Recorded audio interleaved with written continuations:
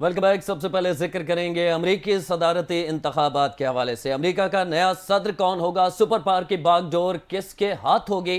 Donald Trump या Kamala Harris? फैसले का दिन आ गया। 47वें अमरीकी सदर के इंतखाब के लिए वोटिंग 7 करोड़ 89 लाख अफराद 5 नवंबर के बाकायदा इलेक्शन से पहले वोट डाल चुके। बाकी वोटर्स आज अपने पसंदीदा उम्मीदवार का चुनाव करेंगे। किसी भी उम्मीदवार को जीत के लिए कुल 538 में से कम 270 इलेक्टोरल वोट दरकार हैं। रिपब्लिकन ट्रंप और डेमोक्रेट कैमला के दरमियान कांटे का मुकाबला मुतवक्के है। 7 स्विंग स्टेशन किसी उम्मीदवार की कामयाबी में फैसला कुन होंगे। वोटर्स ऐवान नुमाइंदगान के 435 अरकान और 34 सेनेटर्स को भी मुंतखब करेंगे।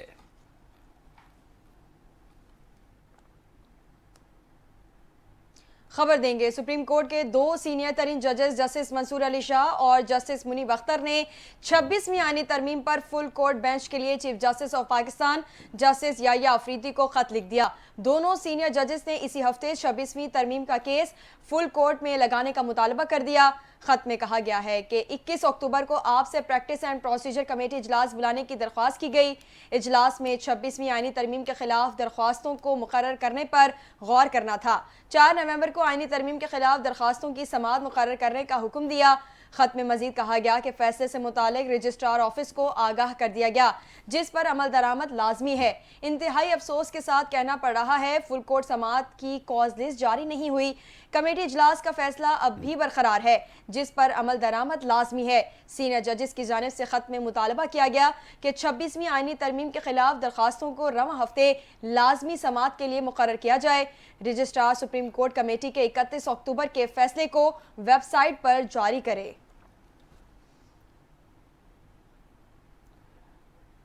उधर कायम मकाम सदर यूसुफ रजा गिलानी ने सर्विसेज चीफ की मुद्दत मुलाजमत बढ़ाने और जजेस की तादाद में इजाफे से मुतालिक मंजूर बिल पर दस्तखत कर दिए हैं। कौमी असम्बली और सेनेट से मंजूर तमाम तरमीमी बिल्स कानून बन गए।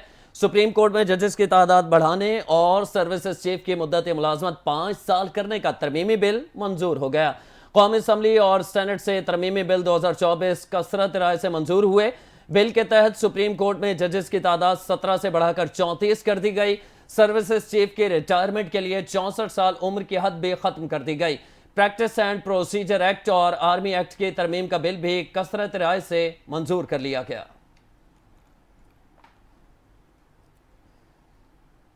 Chief justice of Pakistan Yahya Afridi की जेरे सदारत जुडिशल कमीशन का अहम इजलास आज होगा। Justice Mansoor Ali Shah, justice Munib Akhtar, justice Aminuddin शिरकत करेंगे। कमीशन के सेक्रेटेरिएट का क़याम और आइनी बेंचेस की तश्कील के लिए जजेस की नामजदगी एजेंडे में शामिल है। अटॉर्नी जनरल मंसूर उस्मान अवान, विफाकी वज़ीर क़ानून आज़म नज़ीर तारड़, पाकिस्तान बार काउंसिल के नुमाइंदे अख्तर हुसैन भी इजलास में शरीक होंगे। इजलास में पीपल्स पार्टी की जानिब से सेनेटर फारूक एच नाइक, नून लीग के शेख आफ्ताब, पीटीआई के उमर अयूब और शिबली फराज शरीक होंगे। खातून मेंबर रोशन खुर्शीद बरोचा भी इजलास में शिरकत करेंगी। 26वीं आइनी तरमीम और जुडिशल कमीशन की तश्कील 9 के बाद ये पहला इजलास होगा।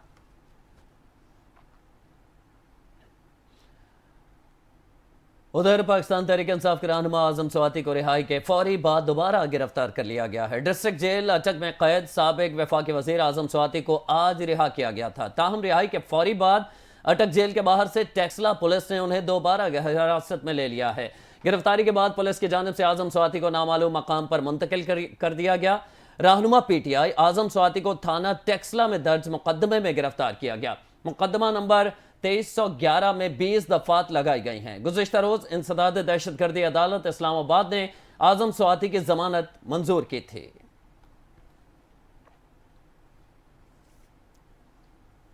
बिजली की कीमतें 10 साल तक मुसलसल बढ़ने का खदशा है। इस्लामाबाद में थिंक टैंक की तकरीब से खिताब में विफाकी वजीर अवैस लगारी ने कहा कि मौजूदा सूरत हाल बरकरार रही तो आइंदा 10 साल तक बिजली की कीमतें बढ़ती रहेंगी और मुस्तकबिल में बिजली की कीमत मजीद नाकाबिले बर्दाश्त हो सकती है। विफाकी वजीर ने मुस्तकबिल के दरामदी बिजली मनसूबे कासा को महंगा करार दे दिया। कहा कि दुआ करें अफगानिस्तान में कासा का इंफ्रास्ट्रक्चर ना लग सके, वरना मनसूबे की महंगी बिजली की कीमत कौन अदा करेगा। कि इलेक्ट्रिक की निजकारी के बावजूद 170 अरब रुपए की सब्सिडी देना पड़ रही है। अगर इसी तरह ही डिस्कोस की निजकारी करनी है तो कोई फायदा नहीं। अब तीन डिस्कोस को 500 अरब रुपए मजीद सब्सिडी देना पड़ जाएगी। तमाम मामलात को निजकारी के अमल में सामने रखेंगे। और वैस लगारी का मजीद कहना था कि कैप्टो पावर प्लांट्स को मरहला वार गैस कम की बजाएगी और IMF शर्त को जिम्मेदारी से पूरा किया जाएगा।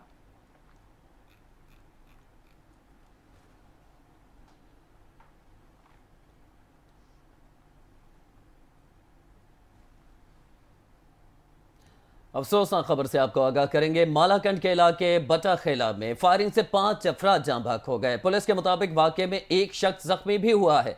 वाकया हमसायों के माबैन रास्ते के तनाज़े पर पेश आया। लाशों और जख्मी शख्स को अस्पताल मुंतकिल कर दिया गया है। पुलिस ने वाकये की मजीद तहकीकात शुरू कर दी है।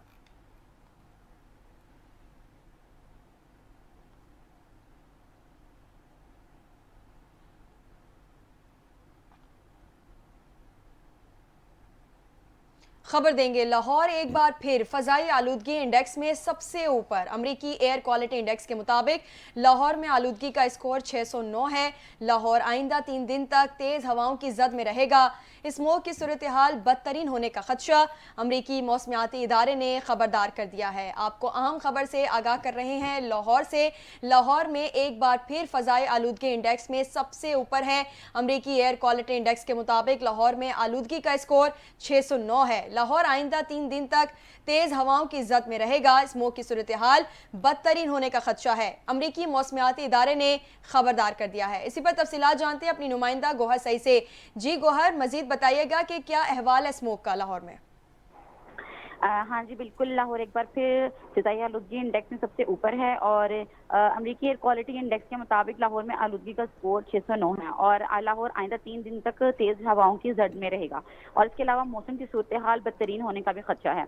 और अमरीकी मौसमियाती इदारे के मुताबिक 6, 7 और 8 नवंबर को लाहौर का आलूदगी इंडेक्स 600 से 700 हो सकता है और 4 किलोमीटर फी घंटा की रफ्तार से मशरिक से मगरिब की तरफ बाहर से आने वाली स्मोक आलूद हवाएं लाहौर और मलहका पाकिस्तानी इलाकों को मुतासिर भी कर रही हैं। और इसके अलावा फिजाई आलूदगी इंडेक्स में नई दिल्ली 408 स्कोर से दूसरे, इराक का दारुल हुकूमत बगदाद तीसरे और भारतीय शहर कलकत्ता 160 स्कोर तक पहुंच चुका है। और इसके अलावा पंजाब में जिगजैग टेक्नोलॉजी के बगैर कायम भुट्टो को गिराने का सिलसिला भी जारी है और धुआं फैलाने से रोकने की कड़ी निगरानी और स्मोक से बचाव के इकदाम पर भी सख्त अमल दरामद किया जा रहा है। इसके अलावा सड़कों, रास्तों और बाजारों में पानी का छिड़काव भी किया जा रहा है और माहौलियाती तहफ़्फ़ुज़ और इंतजामिया के अफसरान के अमले की हमरा फील्ड ऑपरेशन और छापे और जुर्माने भी आयद किए जा रहे हैं। इसके अलावा शहरी आइंदा 3 दिन तक ज़्यादा एहतियात करेंगे। सीनियर सूबाई वज़ीर मरियम औरंगजेब की शहरियों से अपील भी की गई है और स्मोक की शिद्दत में इजाफा तशवीशनाक है। इसके अलावा मरियम औरंगजेब का कहना है कि बुजुर्ग, मरीज और बच्चे खसूसी एहतियात करें और मौसमियाती माहिरीन की मशावरत से मसनूई बारिश का ऑप्शन भी इस्तेमाल करेंगे। और इसके अलावा मरियम औरंगजेब की अपील है कि मास्क लाजमी पहने और एहतियाती तदाबीर पर अलम दरामद को भी यकीनी बनाएं। और इसके अलावा फसल की बाकिया जलाने और इस वक्त जल्दी पर तेल डालने के मुतरादिफ होगा। पूरी कुव्वत से स्मोक फैलाने वाले जराए को भी रोका जाएगा। जी बहुत शुक्रिया गोहर, आप तमाम तर तफसीलात से आगाह कर रही थी। हुकूमत ने IMF के कर्ज प्रोग्राम की एक और शर्त पूरी कर ली है। हुकूमत ने सर्कुलर डेट मैनेजमेंट प्लान को ECC में मंजूर कर लिया है। प्लान की बाकायदा मंजूरी वफाकी काबीना से ली जाएगी। वजारत खजाना के दस्तावेज के मुताबिक गर्दिशी कर्ज में इजाफे का बहाव कम करके 36 अरब रुपए तक लाया जाएगा। गुज़िश्ता माली साल के अख्ताम पर गर्दिशी कर्ज का हजम 2393 अरब रुपए रहा। हुकूमत ने IMF को यकीन दिलाया था कि गर्दिशी कर्ज 2310 अरब रुपए से बढ़ने नहीं दिया जाएगा।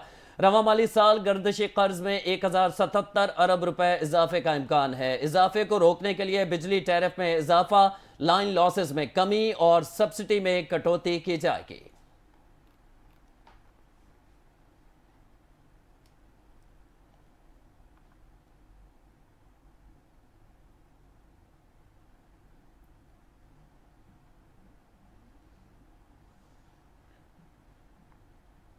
वजीर दिफा ख्वाजा आसिफ का कहना है कि पाकिस्तान के army chief general Asim Munir नवंबर 2027 तक इस ओहदे पर मौजूद रहेंगे, जिससे निज़ाम को तसलसल मिलेगा।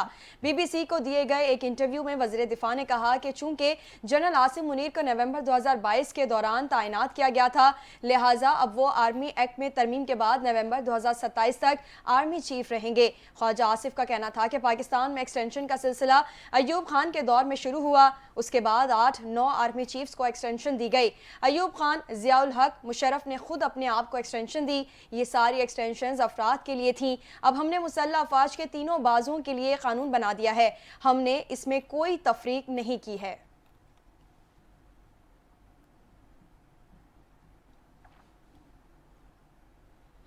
उधर मरियम नवाज के दौरे लंदन का प्लान तब्दील हो गया है। मरियम नवाज आज के बजाय कल पाकिस्तान से बराह रास्त जनीवा जाएंगी। नवाज शरीफ भी लंदन से जनीवा पहुंचेंगे। 4 दिन जनीवा में क़याम के बाद दोनों लंदन वापस आएंगे। नवाज शरीफ ने लंदन में सहाफ़ियों से मुख्तसर गुफ्तगू की। इस मौका पर एक सहाफ़ी की जानिब से मरियम नवाज के लंदन आने से मुतालिक सवाल किया गया। सहाफ़ी ने नवाज शरीफ से सवाल किया कि वज़ीर आला पंजाब मरियम नवाज लंदन आ रही हैं, जिसके जवाब में नवाज शरीफ ने कहा कि इंशाअल्लाह। मुल्क में एक और पोलियो वायरस केस की तस्दीक हो गई है। इमरजेंसी ऑपरेशन सेंटर के मुताबिक बलोचिस्तान के जिला किला सैफुल्लाह से ताल्लुक़ रखने वाले बच्चे में पोलियो वायरस की तस्दीक हुई है। मुतासरा बच्चा चंद माह का किला सैफुल्लाह से पोलियो का ये दूसरा केस है, जिसके बाद मुल्क में पोलियो केसेस की तादाद 46 हो गई है। अब तक सूबे बलोचिस्तान से 23, सिंध से 12, KP से पोलियो के 9 केसेस रिपोर्ट हुए हैं। पंजाब और इस्लामाबाद से पोलियो का एक केस रिपोर्ट हुआ है।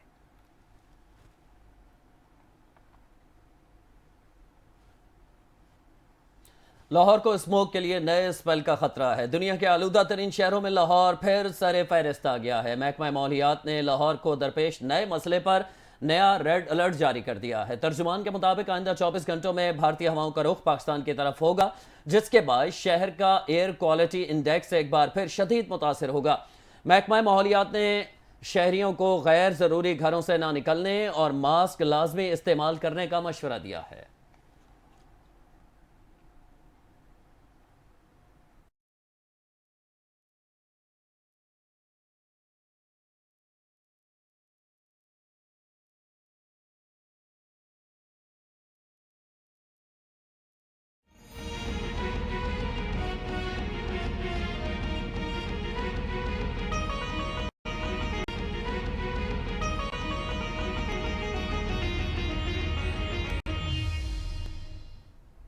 अहम खबर देंगे। सिंध फूड अथॉरिटी का मलीर में मुजरे सेहत जूस बनाने वाली फैक्ट्री पर छापा। फैक्ट्री से 1700 मुजरे सेहत जूस की बोतलें बरामद। सिंध फूड अथॉरिटी टीम ने फैक्ट्री की प्रोडक्शन मुअत्तल कर दी है। मजीद तफसीलात जान लेते हैं अपने नुमाइंदे इम्तियाज शाह। जी इम्तियाज, बताइएगा कि ये कोई जूस का खास ब्रांड है, और ये भी बताइएगा कि अगर ये मुजरे सेहत जूस को इंसान पीता है तो उसकी सेहत पर क्या असरात हो सकते हैं। अच्छा देखें इरफा, ये सिंध फूड अथॉरिटी का मुख्तलिफ शहर के मुख्तलिफ इलाकों में छापामार कार्रवाइयाँ जारी हैं।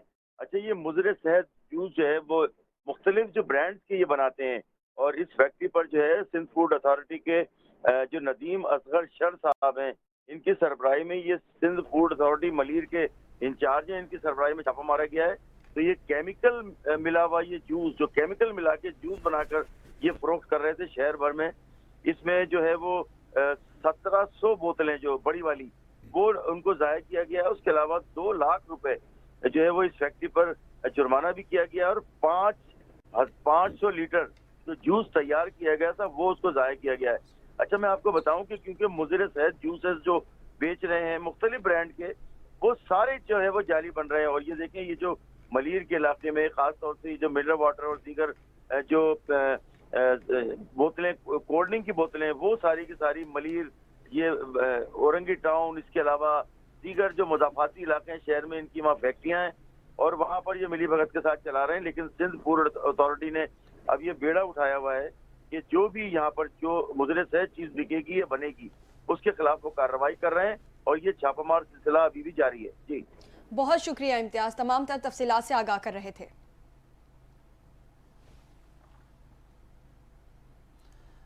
अमेरिका के आम इंतखाबात में कई अमेरिकन पाकिस्तानी भी किस्मत आजमा रहे हैं। डेमोक्रेट टिकट पर टेक्सास से सुलेमान लालानी और सलमान भोजानी की पोजीशन मजबूत है। मिशिगन से आयशा फारूकी, जबकि न्यूयॉर्क से रिपब्लिकन टिकट पर आमिर सुल्तान उम्मीदवार हैं। अमेरिकी रियासत पेंसिल्वेनिया से डेमोक्रेट टिकट पर मरियम सभी उम्मीदवार हैं। कांग्रेस के लिए वाहिद उम्मीदवार एरन बशीर का पेंसिल्वेनिया में मुकाबला होगा।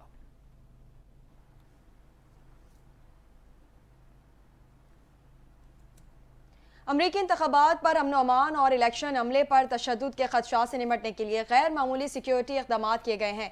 रियासत ओरेगॉन, वाशिंगटन और नेवाडा में नेशनल गार्ड फाल है, जबकि खतरात पर नजर रखने के लिए FBI ने कमांड पोस्ट कायम कर दी है।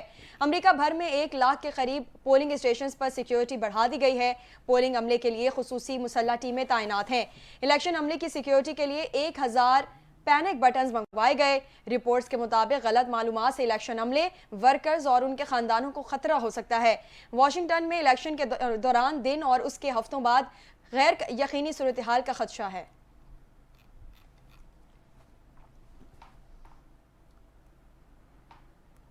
अब कुछ खबरें खेल के मैदानों से। पाकिस्तान क्रिकेट टीम के फास्ट बॉलर नसीम शाह की इंजरी तशवीशनाक नहीं, अगले मैच तक फिट हो जाएंगे।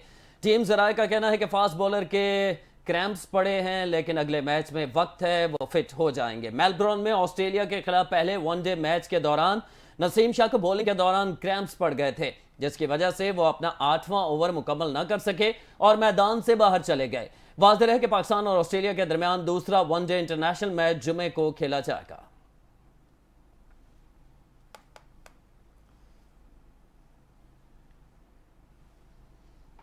न्यूज़ स्टूडियो से फिल वक्त इतना ही। 1 बजे दोबारा हाजिर होंगे हेडलाइंस के साथ। देखते रहिए NTN न्यूज़।